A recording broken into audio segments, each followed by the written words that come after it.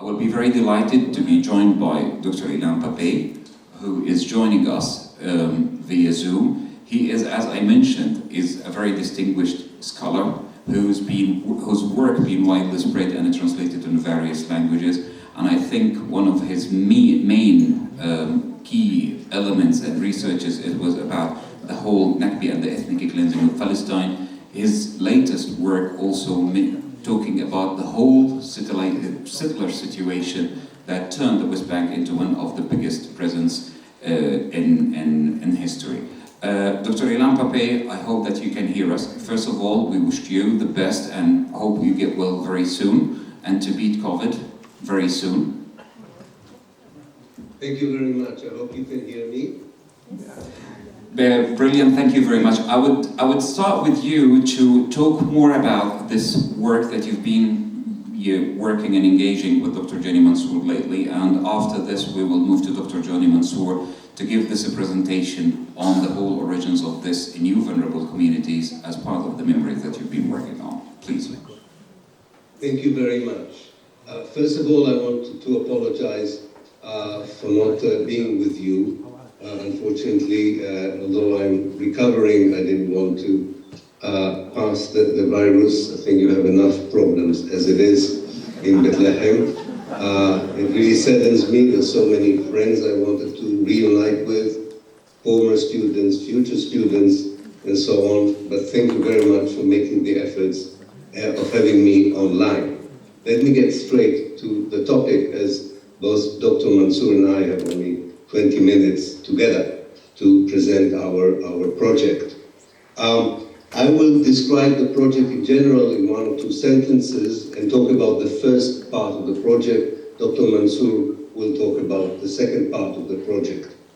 The project in general is an attempt to understand the way Palestinian communities received, treated, absorbed, catered for Palestinian refugees within historical Palestine in the first few years after the Nakba.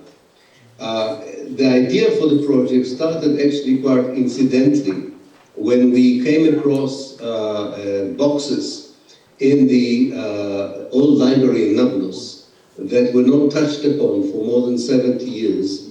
And when we looked into them, we found that these were records of a municipal committee founded by the mayor of Nablus in 1948, records of a special committee that was asked to cater and look after the many refugees that arrived in Palestine, in Nablus, and also in Jenin and Tulkarem, in the wake of the Israeli operations of ethnic cleansing all over Palestine.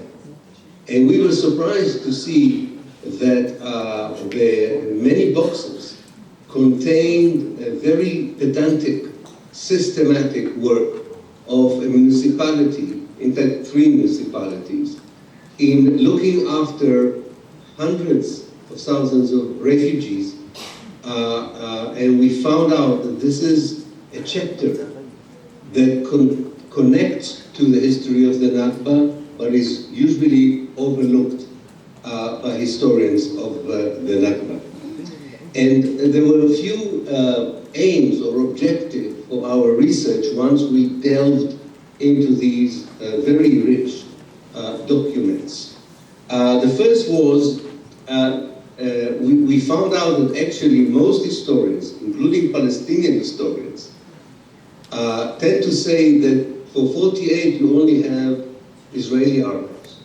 In fact, you have the colonialist archives, and if you want to write the history of the Nakba, you really need the Israeli documentation, as we did when we were called the new historians back in the 1990s. So first of all, we indicated that there are Palestinian archives, and they are a very important source for understanding what happened not only during the dispossession, the destruction, but also what happened to the people after they were dispossessed and dislocated and uprooted by force of the Israeli ethnic cleansing operation. The second objective that we wanted to show is the level of solidarity and compassion that was shown by Palestinian communities to Palestinian refugees.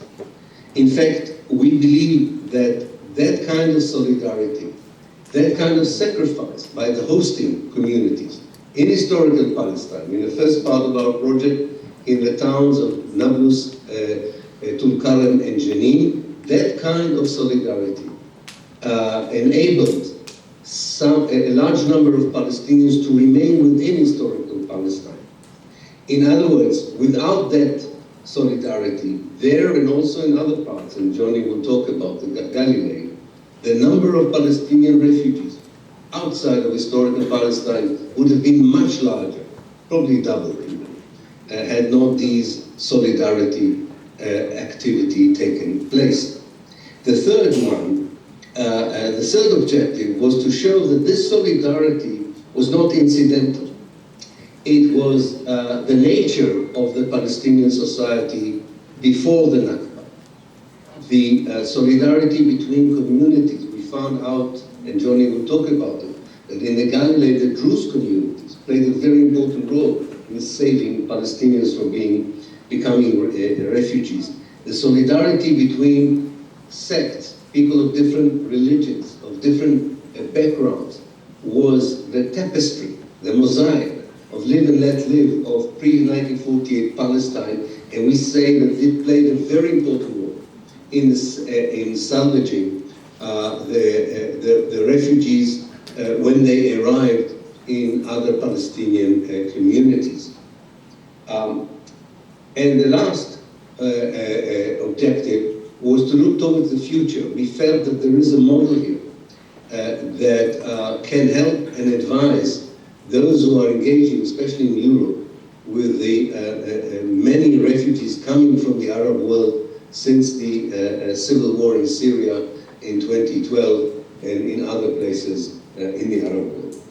So let me just very briefly say something about the first part of our project that looks at the activity of the municipalities of Nablus, Jenin, and Tulkarem towards the refugees. The first point to mention is that all three towns received received refugees thrice the number of their inhabitants, 3 times more than their original number.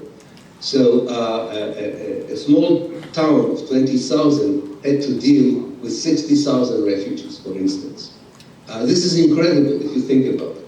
Secondly, the towns and the people who received these refugees had very meager resources themselves, and yet they were able to cater for the most basic needs for these refugees.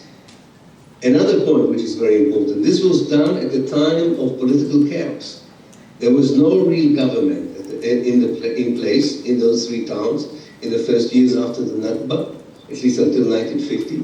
International aid came only in 1950, and it was, in some cases, the war raged on, also after the refugees had arrived in Nablus, Jenin, and Tulkarem. And despite all these hard circumstances, the records show a very systematic, a very humane treatment of women, children, families, catering for their abodes, their education, their food, and their welfare, even to the level of affording processes of marriages and divorce and burial, if need be, in those 2 years.